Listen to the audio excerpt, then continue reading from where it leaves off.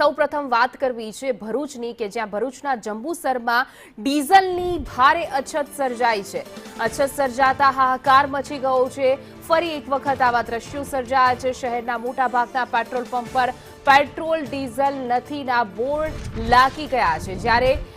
Jio petrol pump પર વાહનોની લાંબી લાઈનો જોવા મળી રહી છે। ખેતી અને સિંચાઈ માટે ડીઝલની તાતી જરૂરિયાત હોવાથી ખેડૂતો હાથમાં કેરબા લઈને પંપ પર ભટકતા જોવા મળ્યા, ત્યારે બીજી બાજુ પેટ્રોલ પંપ પર સંચાલકોએ પરિસ્થિતિ કાબૂમાં હોવાના દાવા કર્યા છે, પરંતુ ડીઝલની અછતને કારણે ખેડૂતો અને ટ્રાન્સપોર્ટ સંચાલકોને મોટી હાલાકી ભોગવવી પડી રહી છે। ખેતી કામ એટલે કે તે પહેલા જ ડીઝલનો પૂરતો જથ્થો પૂરો પાડવા ખેડૂતોએ સરકાર પાસે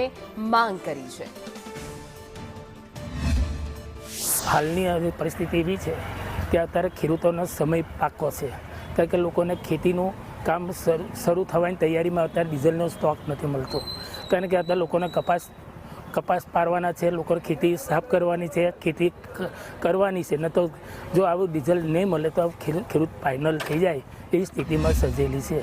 હાલ જંબુસરની અંદર ઇન્ડિયન ઓઇલ જેવા અમુક પેટ્રોલ પંપો બંધ હોવાના કારણે હાલ જંબુસરના અંદર આવેલા જીઓ પેટ્રોલ પંપ ઉપર પેટ્રોલ અને ડીઝલનું વેચાણ ચાલુ છે, ત્યારે અહીંયા તમે જોઈ શકો છો કે જે ખેડૂતો છે એ ખેડૂતો અહીંયા ડીઝલ માટેના બેરલો લઈને ડીઝલ માટે કેટલાક ખેડૂતોએ કારબા મૂકીને લાઇનમાં ઊભા થવાનો વારો આવ્યો છે। જ્યારે આપણે વાત કરીએ તો આ વિસ્તાર એવો છે કે આ વિસ્તારની અંદર ખેડૂતોને ખેતી કરવા માટે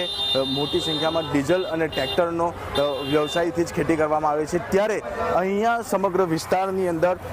ખેડૂતોને હાલ ખેતી કરવા માટે ડીઝલની ઘટ હોય, જેને લઈને મોટી સંખ્યામાં ખેડૂતો ડીઝલ અને તેમના ટ્રેક્ટરો મશીનો સાથે અહીંયા ડીઝલ માટે પેટ્રોલ પંપો પર ઉમટી પડ્યા છે। હાલ સરકાર જો આ વ્યવસ્થામાં વધારો કરે અને સમયસર પેટ્રોલ ડીઝલનો જથ્થો પેટ્રોલ પંપો પર મળે તો ખેડૂતો અને વાહન વ્યવહારો માટે એક નવી આશા જાગે છે અને ખેડૂતો પોતાની ખેતી કરી શકે છે અને તેઓનો પાક અને સમગ્ર ખેતી તૈયાર કરી અને ચોમાસામાં પાક મેળવી શકે છે। જો એવી પરિસ્થિતિ ઊભી થશે તો ખેડૂતોને મોટું નુકસાન વેઠવાનું